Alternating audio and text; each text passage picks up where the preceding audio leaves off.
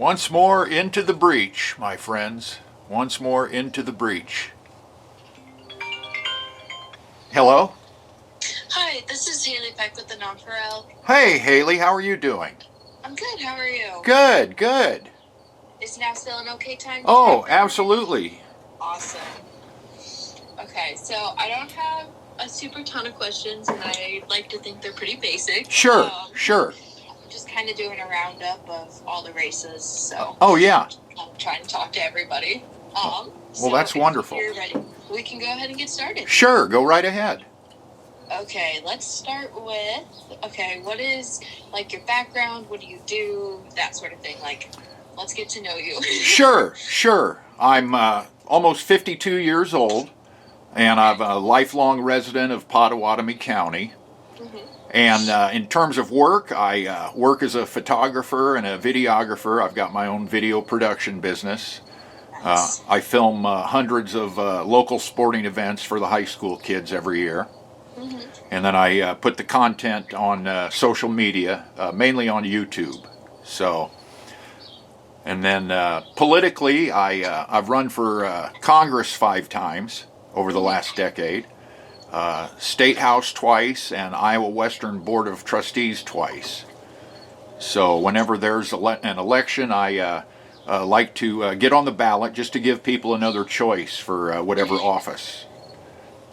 Awesome. So, I mean, that kind of lends into my next question is, why did you want to run? Yeah, I was going to run for Congress, but the Republican Party of Iowa made it nearly impossible for an independent candidate to run for Congress anymore.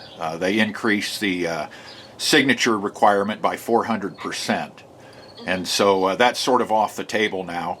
But I saw this local office. I've never run for county office before, and I saw that there was only one candidate running, and I hate seeing any offices, public offices, go uncontested. I think we should always have choices on election day. So. Awesome. Okay, so then kind of so far in what you've learned and what you've done, obviously this is not your first go around in a race, but what's been the biggest challenge of running? Probably just the biggest challenge as an independent candidate is getting on the ballot. Mm-hmm. Because so many voters they're still married to the two-party system, and they're just not used to having another choice. And so going out there and getting signatures to get on the ballot is the most difficult challenge of running. Yeah, so how do you approach dealing with that? Yeah, basically you have to carry your clipboard around for several months, and you take it wherever you go in public, and you talk with people. You can also meet with people that you know. I did some door knocking at friends and family who signed my petition, but you really just have to get out there and mingle with the people. Awesome. And so how are you feeling about the race as it gets closer to election day? I feel very confident. It's tough to tell as an independent candidate what kind of support you're going to get. In this county, I believe there's over 20,000 registered Republicans, and there's only, I think, about 16,000 registered Democrats, but the second largest voting bloc is no party voters. And so, I hope to tap into support from all three of them.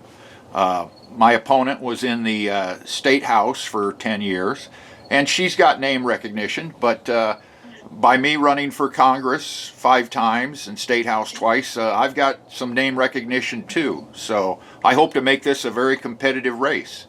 Mm-hmm.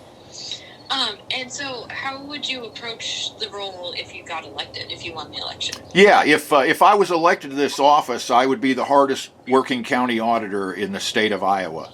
The county auditor's office is sort of the hub of county government, and there are a multitude of duties and responsibilities that the office is responsible for.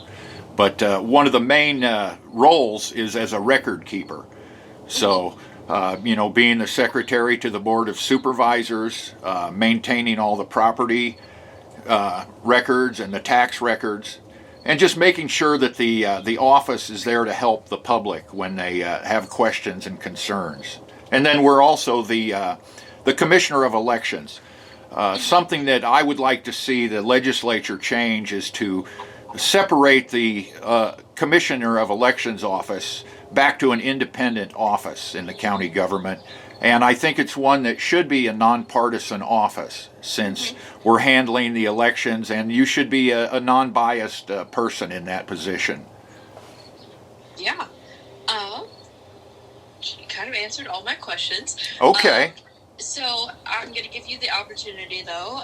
Obviously, I have a couple questions, and I'm going to ask your opponent as well. Sure. But that way we keep it pretty even keel. Oh, yeah. Is there anything you want to add that I didn't think to ask, or just anything you want to add? Well, as a candidate and as a politically active person, I've participated in caucuses and conventions and run those. I've conducted my own caucus to get on the ballot for Congress 2 years ago, so I'm very familiar with the election system.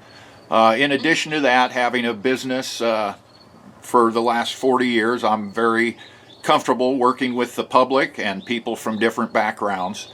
And it's just, I think it's a wonderful opportunity to really give back to the community and serve the interests of the public. Awesome. Okay, well, this was really short, but that's all I had for you. Okay, I hope I gave you enough information there. Yeah, no, you gave me plenty. I think it'll come out really good. Okay. So, thank you so much. Oh, yeah, one other thing is that if I was elected, I would start a program with the local schools to get the kids involved in the election process.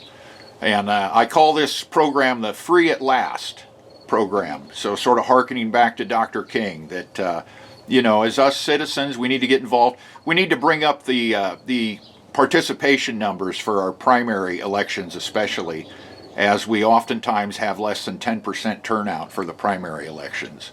So we need to get more civic engagement from our all of the voters and the young kids too. Yeah, that would be helpful. Okay.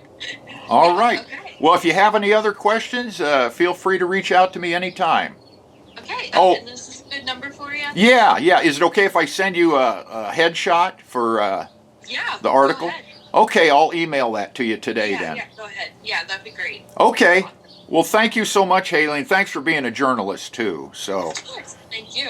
Thank you for taking the time to talk to You're me. welcome. Have a great day.